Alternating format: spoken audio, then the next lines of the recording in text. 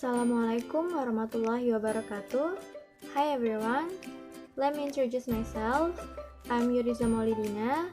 I'm a student of Economics Education Department, Universitas Negeri Padang. In this video, I'm gonna tell you about the material of monetary economics course that I have learned in the last 3 weeks. So this video aims to fulfill my assignment in monetary economics course with Mr. Yul Henry. There are some topics that I'm going to explain in this video. So I'm gonna explain about scope of monetary economics, and then definition of money, function of money, monetary standard, and I'm going to explain about the money supply.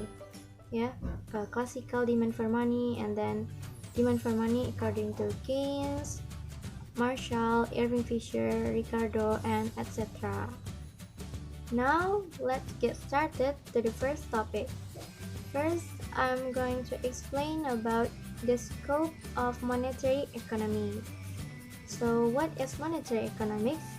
Monetary economics is the branch of economics which studies about nature of money, function of money, and effect of money on economic activity. Monetary economics is concerned with the effect of monetary policy on economic variables, including commodity prices, interest rate, wages, consumption, and production. In monetary economics, we also talk about bank and financial institution. We know that every country has central bank that create money and regulate money to society. In Indonesia, central bank is Bank Indonesia. Now we already know the scope of monetary economy. So there are several reasons in studying monetary economy.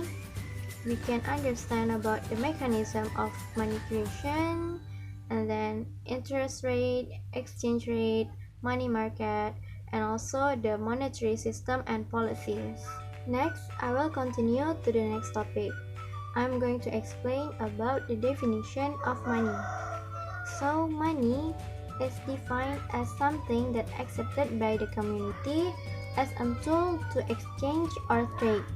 In traditional economics, money can be in the form of goods, or we call barter system, while in the modern economics, money is everything that used as medium of exchange and used for payment in goods or services. As an exchange tool, the existence of money becomes very important in the economy. An object can be used as money if the object meets certain conditions. So, the requirements of money as follows. First, acceptability. Money must be accepted by all communities without exception. The next is stability of value. It means money should be stable, not fluctuating from time to time. Next is portability. It means the existence of money should not burden the owner and easy to bring everywhere. Next is divisibility.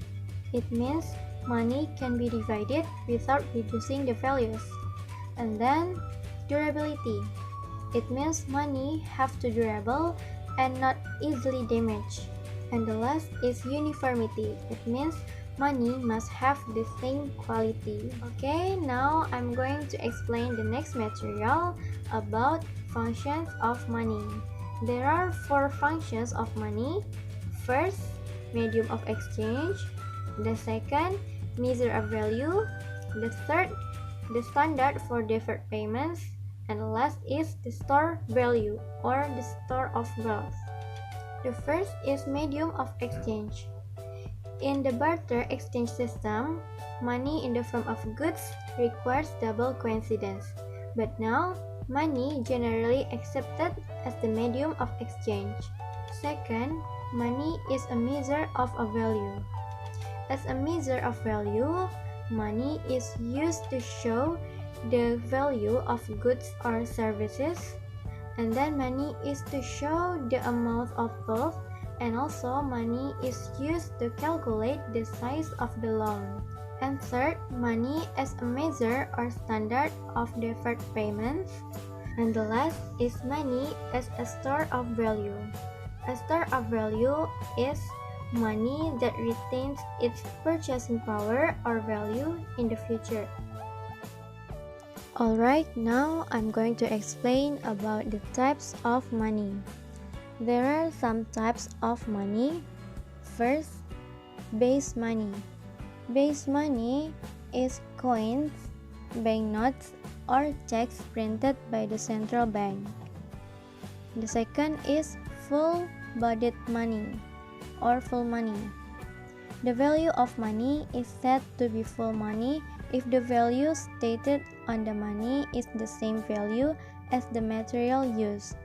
In other words, the stated nominal value is the same as the intrinsic value contained in the money. Next is token money. Token money is a currency whose nominal value is higher than its material. Next is money giroux. Demand money is money created by commercial banks. Demand money was created due to the increasing urgency of people's need for an easier, more practical, and safer medium of exchange. The next is quasi-money. Quasi-money has a lot in common with money. Quasi-money is a form of wealth that is considered liquid enough to be cashed in the bank in the near future. Some examples of quasi-money include time deposits, saving deposits, and government bonds. Okay, let's continue to the next material about definition and types of monetary standard. The term of monetary standard refers to the monetary system of a country. Monetary standard as the principal method of regulating the quantity and the exchange value of standard money. When the standard money of a country is chosen in the form of some metal, then the country is said to have metallic standard. There are three main types of monetary standards. They are: first, single standard; the second, double standard; and the third, paper currency standard.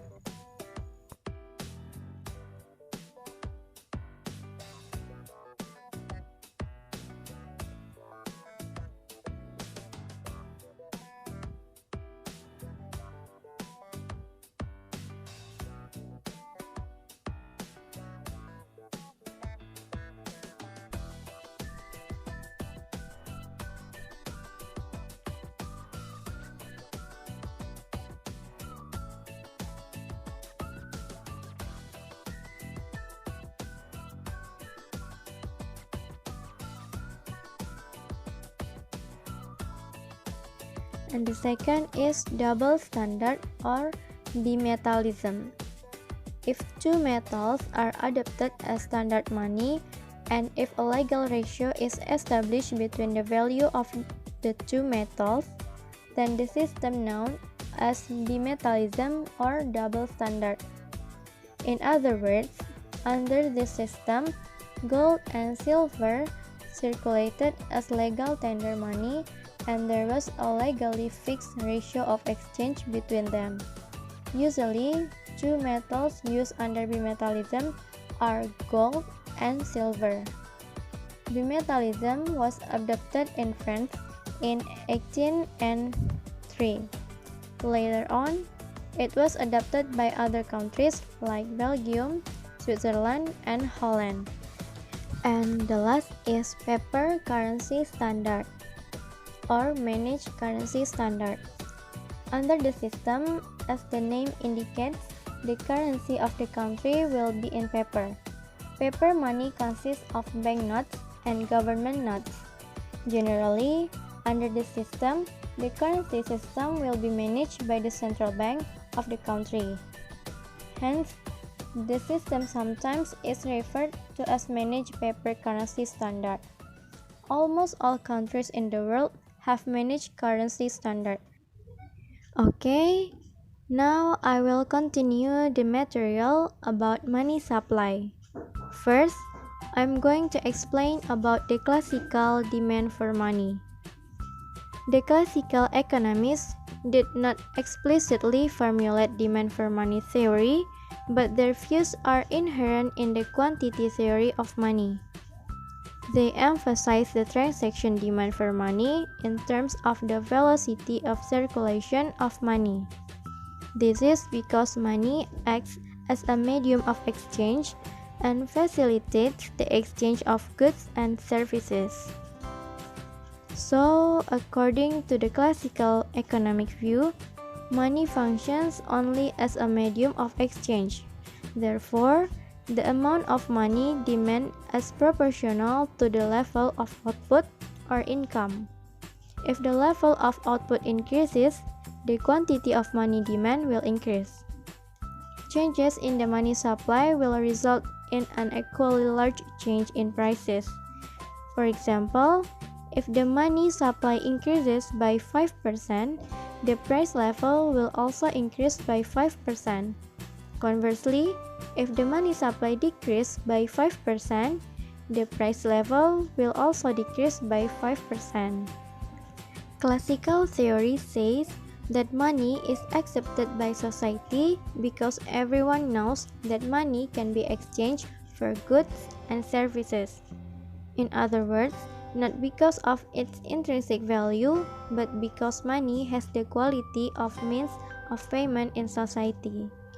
Okay, the next material is the demand for money according to Ricardo, Irving Fisher, and Marshall. First, I'm going to explain the demand for money according to David Ricardo. Ricardo analyzes the spatial relationship between the amount of money and the value of money. According to this theory, the amount of money is inversely proportional to the value of money. If the amount of money is double from the original amount, the value of money will decrease to half of its original value. Conversely, if the amount of money is reduced to half of the original amount, then the value of money will increase to 2 times its original value. In addition, this theory also states that the price of goods is directly proportional to the amount of money in circulation. If the amount of money is double while the amount of goods traded is fixed, then the price of these goods will tend to increase by twofold. The formula of this theory is M equal K multiple P. M is the quantity of money, P is the level of price, and K is the constant factor. From the formula, we know that the quantity of money is directly proportional to the price level. If the quantity of money increase, so the level of price increase. Conversely, if the quantity of money decrease, so the level of price also decrease. Next, I'm going to explain about the demand for money according to Irving Fisher. Irving Fisher presented a theory of the value of money called the transaction velocity theory. This theory complements David Ricardo theory that does not pay attention to the velocity of money. Fisher argues that the speed of money supply and the velocity of circulation of goods and services are very important factors in measuring the value of money. The formula of Irving Fisher theory is M multiple V equal P multiple T. M is the quantity of money, V is the velocity of circulation of money, P is the price level, and T is the volume of trade. Now I'm going to explain the next material about demand for money according to Marshall. Unlike David Ricardo and Irving Fisher, Marshall includes elements of national income in formulating the theory of the value of money. The theory of Alfred Marshall, also called Cambridge equation of exchange. In the short run, the Cambridge theories assume that the amount of wealth, volume of transaction, and national income have a constant proportional relationship with each other. The Cambridge theory states that the demand for money is not only influenced by the volume of transaction and institutional factors. It is also influenced by the interest rate, the size of the people's wealth, and the prediction of expectation of the community about the future. The formula of Cambridge equation of exchange is M equal K multiple P multiple Y. M is the quantity of money, K is the constant or fixed factor, the P is the general price level, and Y is the real national income. Okay, now I'm going to explain about the demand for money according to Keynes and calculating the demand for money for transaction, precautions, and speculative. So, Keynes' theory of money is a theory that comes from the Cambridge theory, but Keynes emphasized another function of money, which is as a store of value. So, the function of money is not only as a medium of exchange. According to Keynes, there are three motives why someone holds money, which are for transaction, precautionary, and speculation. The first motive is transaction. This motive arises because money is used to make regular payments for transactions made. Keynes said that the demand for cash for the purpose of this transaction was dependent on income level. The higher person's income, the greater the desire for cash for transaction.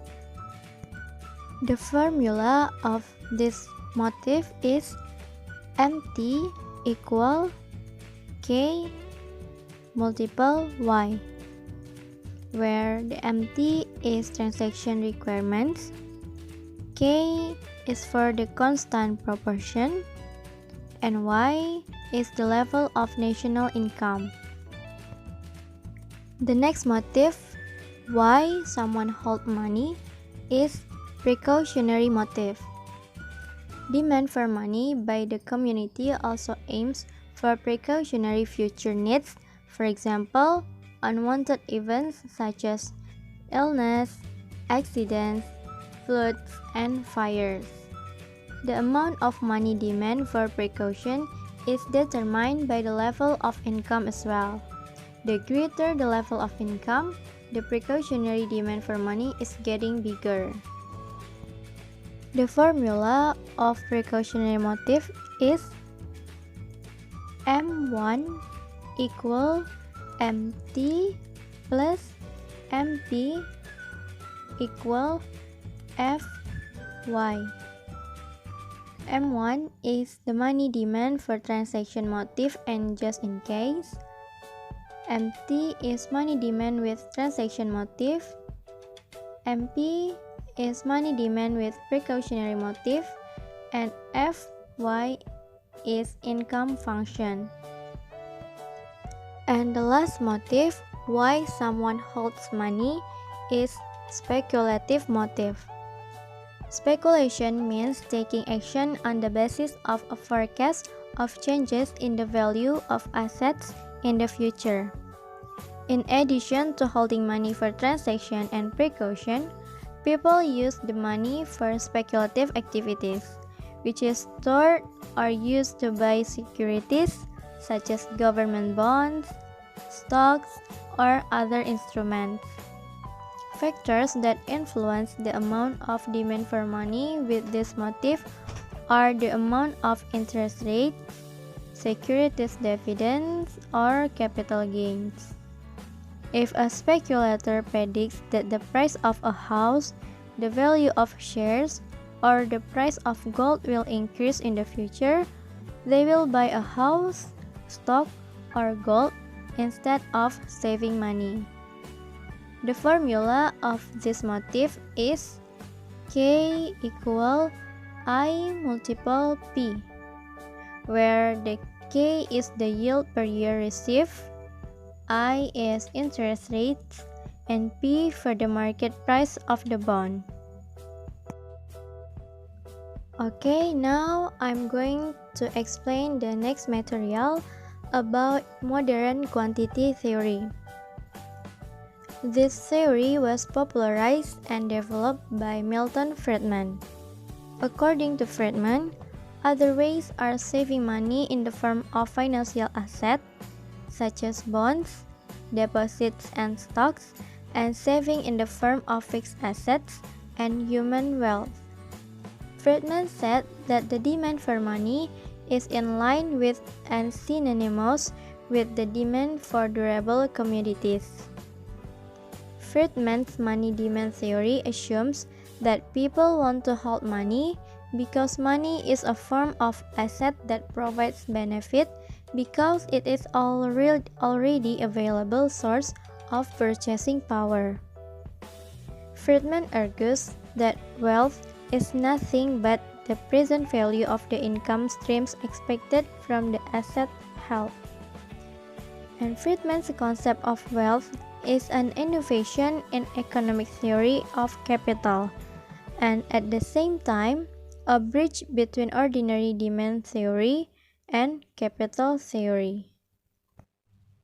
Alright, the last material, I'm going to explain about modern Keynesian theory with an inventory approach and portfolio balance.